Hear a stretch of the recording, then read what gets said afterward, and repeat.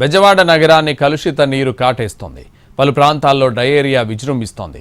గిరిపురంలో గత వారం రోజులుగా 15 మందికి పైగా దీని బారిన పడ్డారు. నీరు కలుషితం కావడం వల్లే మహమ్మారి వ్యాప్తి చెందినట్టు భావిస్తున్నారు. కొందరి పరిస్థితి విషమంగా ఉండడంతో ఐసీయూలో ట్రీట్మెంట్ ఇస్తున్నారు. ముఖ్యంగా చిన్న చిన్న కాలనీల్లో నీరు కలుషితం కావడం, అపరిశుభ్ర వాతావరణం వంటి కారణాల వల్ల వ్యాధులు ప్రబలుతున్నాయి. సిటీలో ఇంత జరుగుతున్నా అధికారులు పట్టించుకోవడం లేదని ప్రతిపక్ష పార్టీలు ఆరోపిస్తున్నాయి.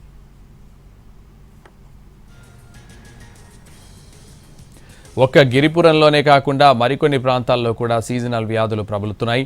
చాలామంది ప్రైవేట్ ఆసుపత్రుల్లో ట్రీట్మెంట్ తీసుకుంటున్నారు. మరోవైపు వైద్య ఆరోగ్య శాఖ ఆధ్వర్యంలో ప్రత్యేక వైద్య శిబిరాన్ని ఏర్పాటు చేశారు.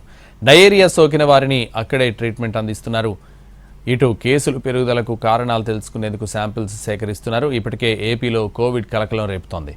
మరోవైపు బెజవాడను డయేరియా కలవరపెడుతోంది. ప్రస్తుతం సీజన్ మారుతుండటంతో జాగ్రత్తగా ఉండాలని సూచిస్తున్నారు వైద్యులు.